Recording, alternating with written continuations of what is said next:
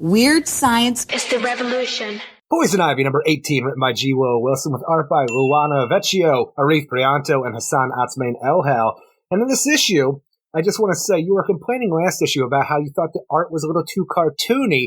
And I'm saying, that was nothing compared to the cartoony art we get this issue. Oh my God. Same artist. It's not the same art. It can't be the same art. Yeah, it can't it be. is. This just feels so much more cartoony than anything we had in the previous issue, though. Because I thought the previous issue lightened up the tone of the book a little bit, but pretty much still remained pretty much how everything felt and seemed in the previous issues of Poison Ivy. I will agree with you this issue. For some reason, more than last issue, this is more cartoony. Poison Ivy all Lamia it up with Solomon Grundy, who decides to work with her and Killer Croc to take on the Lamia zombies that are coming for Mommy Dearest right now. And it's pretty much what I wanted it to be until we have to, coax Solomon Grundy into staying where he just sits on a porch the rest of the situation. I'm telling you, it's what I wanted to a degree, because you pretty much have Solomon Grundy saving the day by being all Solomon Grundy about it and just smashing some heads because of who he is. But it's like, well, gotta go back to make some antidote for the Lamia zombies. Well, this isn't working as fast as I want it to be. I better go talk to Batman, who's the most off Batman I've ever heard in my life, the way he's talking to Poison Ivy. I know they're not friends, but I don't understand who this Batman is. And it's weird, too, when we get to that, but I'll give you, I have a couple notes, not many, but my one note was, why didn't you have Solomon Grundy fighting off zombies as they came in, giving the time to do the antidote? Because you could have at least then had some funny little aside with Solomon Grundy punching this and so. At least he's just sitting there. Killer Croc working like a freaking tag team with him. They're going like back and forth this whole situation with Solomon Grundy, because this is the Solomon Grundy that only just says the Solomon Grundy rhyme with every line he does. And I just want Killer Croc in every panel, if they do to go back and forth fighting these zombies like this while Pamela works on the antidote. Is that what you want? I just want to at least keep saying, I know. Oh, yeah. I was going to go with the idea. It's like, born on a Monday. Yeah, I know you got 3 of them. Lay off, buddy. Like, you I do not want Solomon Grundy to be Chewbacca. You could some also people understand him more. The Gimli and the Legolas, because they're going and trying to take down these zombies. It would have been funny. Or that Solomon Grundy's so out of it, he's like punching a tree at one point. Killer Croc's like, no, over here. Good job, buddy. So when you have this, though, it's a weird play. And I'll tell you why I thought last issue, and I said the cartoony. And this, I think you might be right. It's a little more. It's still cartoony last issue. I'll stand on that one for a while. But you're playing a dark story. I mean, you're fighting Lamia spore zombies, and it looks like you're supposed to giggle like it's some Saturday morning cartoon. It doesn't work. And this art is fine, but not here. It doesn't work in a book that has been dark and has been, Marcelo Takara's art, who's usually on, is very, I say scratchy, but it is that. It's a dark tone, and it fit the book. And then it worked for a slaughter swamp background that we'd have as well. And then you get this, though, and you're like, it just looks like the cartoon. And I wonder if it's the play of, well, we are back in Gotham, and Harley's, because it starts looking like the Harley cartoon almost, but it's not Harley's book. And it's a darker story, especially at the end, when you end up having, plant baby Floronic Man. You want to end up having this as something kind of, and you're even doing onomatopoeia where he like smashes thing and it says sploosh. That doesn't work for this story in my mind. And then just what happens, like you said, Pam's like there and like, okay, and hey, Solomon, you going to stay with us? No. Oh, okay, well, he is, but he's going to sit here and say his deal. We're going to go in and work out this antidote. And I don't know, Ivy in this starts to play like the weird, like, hey, thanks a lot, Croc, but I'm kind of pissed and I want to do this, but it's not my fault. And then I'm going to go talk to Batman. What feels like new stakes, because the whole thing leading from last issue into this issue felt like, oh my God, the Lamia Spore zombie apocalypse is upon us. And that's what felt like we're going to do. We did have the little idea that, something was wrong with Pam, with her ribs were hurting her from waking up weird, to the point where she's just becoming, pregnant, like completely out of nowhere. Like overnight, she's getting a belly. For some reason, it even seems like it's almost like a sitcom where she's pregnant and they have to keep hiding her belly from the camera and stuff like that, where you can't show that the actress is actually pregnant. But for one reason, she starts getting a belly, but nobody is saying anything. It seems like she's trying to hide it until she eventually just pretty much just keels over and is giving birth to where the Floronic Man, Jason Woodsy, just rips out of her. But like we're left at this weird point where there's blood on the ground. Solomon Grundy's doing born on a Monday bullshit. But like, is she like Croc's throwing up? Is she like ripped like hot dog wise? What am I dealing with right now? I mean, and even then, what you should have the play would be that somebody who has known her throughout the series would start really realizing, and you could play. I mean, how she acts to Batman, but play the idea. And what I'm saying is, it's Janet from HR who should have been. Harley could be, but Jennifer from HR would be the good play. Give her something to do of, Poison Ivy being very temperamental, being very, she's nice one minute, she's getting upset, and we're wondering, like, what really is going on? Then we realize, it's because she's pregnant. I mean, I dealt with my wife being pregnant 5 times. Wacky, Eric, the whole time. You're all over the... Have her... She pregnant right now? Maybe. Have her... Oh, my, that was a diss track. Have her... Like, suddenly she wants to eat some crazy... Like, give us a little more... Like setup. Give us a little more. Yeah, that's all. Like have her like, I haven't eaten this. See, that's where you get Harley. Like, you know what I could really go for? Like, suddenly she wants a big burger at the deal or belly burger, whatever the fuck they call it. Big belly burger. And they're like, you haven't had meat in this, and like she's like, I just kind of crave that. Give us some weird little hints that now it would make sense, because when these things happen, and it happens in this book a lot, we've talked about it every time we talk about the book, where it changes tones. It changes directions. When it went from a 6 issue to a 10 to an ongoing, it kept changing its deal. And when it does this, like here, it feels like somebody came up with this last month and all of a sudden you swear because nothing was set up. It's all of a sudden, my side hurts, pregnant, boom, Floronic Man. Who then we ate who she consumed at the end of the first arc of the story. So it's so far removed to this point that the Floronic Man is back. Even though I say that, but one of our biggest complaints of the book is it's never stopped being about the Floronic Man, even though he was consumed like so long ago. Yeah, and so when you do this, it's, again, the book is back and forth and all over. Is this where now, because I say it all the time, what little sales you can look at, rankings and things like that, this book was kicking ass. It's starting to go down a little. And now that they think, and I think that they're very reactionary with this book, and so they say, we got to get back to that other stuff, but is it too late for that? And now you're going to get people pissed off that want Harley more, and it's all over the place. But even so, she goes to talk to Batman, and they're both just assholes to each other. I mean, they're both really pricks to each other. I'd love to say that Batman is just Zorn Batman, but I think that we're seeing the future because he seems like a damn robot. And then Ivy's just yelling at him, and he's like, "You're a piece of shit, Ivy." That's pretty much the deal. You're always fucking up. And I'm sick of this shit. I got shit on my plate.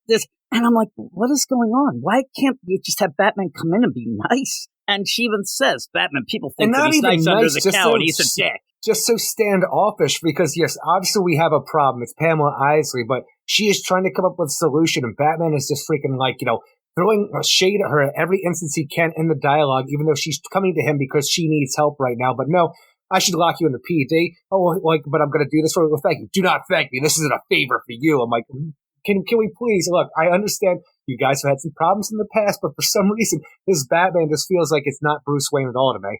Do you think that at some point, like, Ivy should just start pulling out all the times that she saved his ass in big events and things like that, because she has? And you're also playing a character, while it's way far removed, this character has been put through the ringer to get to this point. The idea that she wanted to go and just take down the whole entire world, which she says in a really, side way. Like, hey, I was doing this because I wanted to, get the world back to how it should be. You don't want to show your whole hand with, genocide. Genocide. But the idea that she had gotten half her power stripped away, she got this, the whole Heroes in Crisis. Like, she has been, and the Heroes in Crisis shit, all in all, is a third of the fault of Batman. Batman, Wonder Woman, and Superman done fucked up with that sanctuary, so fuck you, Batman.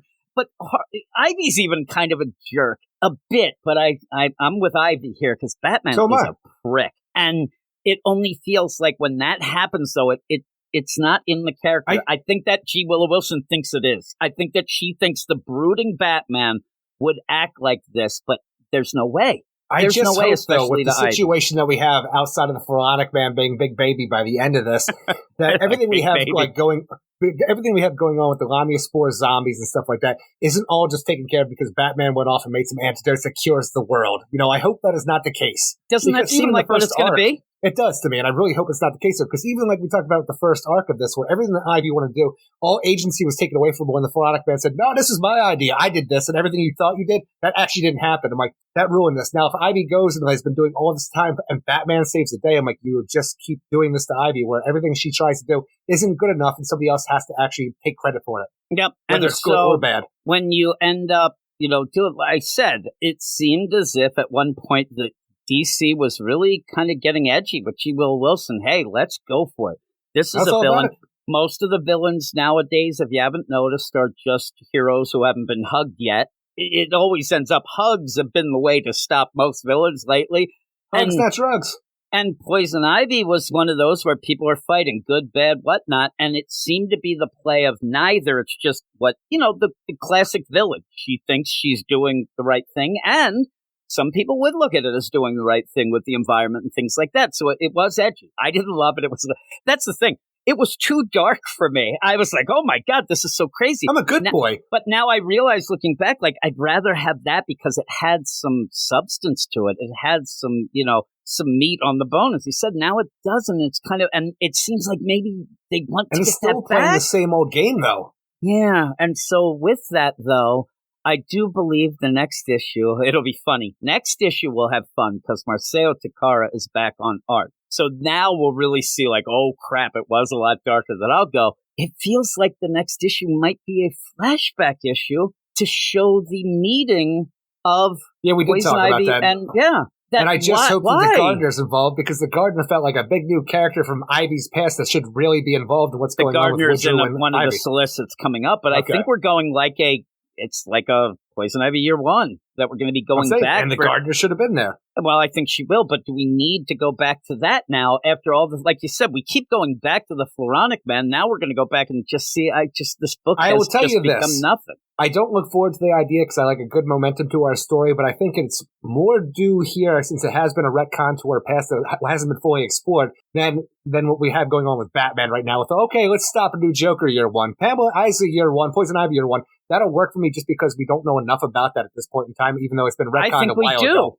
That's the weird play is, I think that she's bitched enough about it that we know I look at the cover and there she is. She's in college and there's Woodrow and we've been told what happens with all that. Now we'll see the intimate details, I guess. But it seems like the story was already told and now we're just going to go back to it. Why wasn't this done back when it should have been told? And now this book kind of zigzags. Because we have to take up pages here to have Janet from HR being scared to give Killer Croc donuts. Well, yeah, you have that. And then when we go back, obviously, no Janet. Somehow Janet will be like in a class. She's a freshman. It'll be so stupid. It'll be something. But at the end of this, with the cartoony art, with then the jokes, with the donuts even, and really, the big joke would have been to give Croc the next donut and he eats it. And then her say, Croc stops her because she has a bunch of stuff that Ivy needs for the antidote, but she also got some groceries, including donuts. Like, I heard the word donuts. And then he's like, she's all scared of Killer Croc, as she should be in my mind. She hands him a donut, nom, nom, nom, nom, nom, and then holds his hand another one for Grundy. And then Ivy yells out, Janet, I need you. And then Janet looks back, I'll bring more donuts later. I'm like, give him the bag. He can give himself donuts. Calm down. He is a man. The joke would be that he gets the donut for Grundy and eats it, and then Grundy comes over, born on a Monday. He's like, what's it? No. Then you play Chewbacca again. But yeah, really, the setup here. And then you wrestle and break the shack. Well, these are the things that I don't feel like are being done because what you want to do here is set up a weird, kind of a friendship now between, Killer Croc and Janet because eventually you'll have Killer Croc save Janet. Janet will be, oh my God, but you're not really doing that. You're not doing anything. That's just wasted page Croc space. Croc just his donuts, and I get it. Yeah. Oh, I think that the idea where she says, I'll get donuts later, Croc will defend her through the end of time to get those donuts. That'll be the joke. That'll be when we eventually get back to it. So what you're telling me is Killer Croc vomiting in his masks and whatever that we had in Suicide Squad over and over again is going to become donut jokes in Poison Ivy. Yeah, okay. I think so. Because up until now, Janet from HR is kind of the Joker. So it's nonsense. But then at the end, even to go that far to be like, oh my God, Ivy, she's ripping apart and her chest is... I'm like, it's too much and it's cartoony then. And then the weird part is, because I didn't even think, at the last page, I'm like, who's that? Oh, that's Solomon Grundy. I didn't even recognize that was him from behind. I thought, what, did Zealot show up? Well, it's funny to me because I really want to know what happens inside the shack when, I have to imagine Poison Ivy rips open and this Floronic Man plant monster big baby comes out of her because he then leaves. He goes out of the shack and is confronted by Solomon Grundy. This is not a cliffhanger in the book, but I just want to know what Killer Croc did when after this all happened and this giant plant monster came out of Ivy. He just kind of like, oh, this is too much for old Whaler Jones. I'm out of here. I think it's just like, hey, about that donut? I see, that's where you do it. About that donut? Care for a donut, Floronic Man? So crazy. So crazy. Croc should be just straight up attack. How about a Hertz donut? Ugh. Oh, that'd be great. But yeah, at the end, it's like, I don't know. This book is always wacky to me. I just love the idea too, somewhere. because when Jason Woodrue does come out and makes his way out of the shack, he has to give the exposition kind of like dialogue to himself. And like, this is all said and done. He's just talking to himself at this point. You thought you could devour me, Pamela Isley? But I am more than Jason Woodrue. I am the Pharaonic Man. I am life itself, and now I will devour the world. I'm like, all right, that's some good monologue in there. He's yelling it to Solomon Grundy. Solomon Grundy's going to be like, ill on a Thursday. He's just going to say his stupid. And then, what are you talking about? He's going to get angry. Or he's like, and he's like, born on a Monday. And then Pharaonic Man, finally, somebody gets me. Right? You play that joke, Harry. It's back to Chewbacca. It's so stupid. It's big. But it's weird. It's like almost the same thing like we talked about in Shazam. The idea, and it's the art, like the idea where it's supposed to be this dark, crazy Lamia, but it looks like a cartoon. Then at the end, you get this crazy nonsense with Woodrue, and I'm like, what are we supposed to think of this? Am I supposed to be really scared? Am I supposed to be excited? Am I supposed to? Because I rolled my eyes and like, all right, we'll see what happens. It wasn't anything that I was that pumped up for, but it could be big. It should be big, but now we're going to go back. It looks like for Pam to kind of go back, and who knows what's going on. She might be like, oh, no, I'm back in the green somehow, and I'm thinking this, and I'm doing this, and I'm in a coma, and I'm doing this. I don't know, but we're going to go back and see some things. Well, the Lamia has to heal her body up now, so she's going to have memories back to the good old days of college. That's the thing. Batman is going to cure I think Batman does. That's the only reason he was here. And almost, if we found this out, I'd love it, because it feels like when you ended up having Lobo in the Stormwatch book, where in the book, because they were made to put Lobo in and it doesn't fit, so it's like, we don't want you here, Lobo. And he's like, I don't know why the reason I am here. And then I think in this, it's like, what? I have to have Batman? All right, I'm going to talk shit on that guy. Like, it feels like that. It was a weird play, but what would you give this at the end? I would give this a 5 out of 10. Like, the thing is, it's way more cartoony art, and you have some fun stuff at the beginning, some jokes to be had, even if it shouldn't be a jokey book, you can still have some fun with the jokes. But overall, you go from fighting Lamia spore zombies to sitting in a shack making freaking antidotes for the majority of the issue, what felt like, until you come to a big cliffhanger, which is big, and like, it does something for the character. Like, you don't know how Poison Ivy's going to get out of this one. Sure, she's going to be fine, but you don't know how, and Pharaonic Man is back. It's not a great issue, but there is some stuff you can take from it that you may enjoy. Yeah, I think that it more sets up some things that could be big than actually tells a really good story here, and it's all over the place, and it kind of goes in with what I said about the whole series. I've been saying it for a while. It's weird. Like, I'll give it. You never know what you're going to get with this book, because it could go down Joke Lamia Street. Spores. It could go down Lamia Spore Avenue. It could go by Woodrue Lane. It could be serious. It could be jokey, but sometimes it's all like mushed together. Serious cul-de-sac.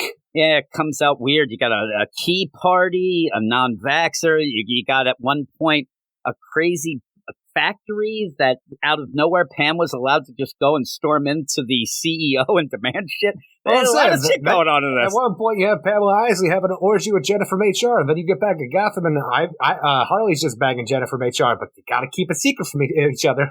At one point, we get a whole issue where Ivy's at a crazy hotel, motel, Holiday Inn, and she decides to make a garden, and then that gets overgrown, but it's good, but then it kills people. That's because they took the garden to the window to the wall.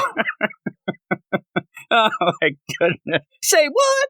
Hey, all you weirdos, if you like comic book shows, podcasts, videos, please check the description of this video, where you can see links to all of our podcast shows, websites, all of that. And if you want to help us out for everything that we do, you can click on that Patreon link in the upper left-hand corner and check out our Patreon, where you can go right now and get a 7-day free trial to see all the stuff that we do, shows that are Marvel, DC, indie, manga, and even more. So check all that out, and I'll talk to you all later. Weird science is the revolution.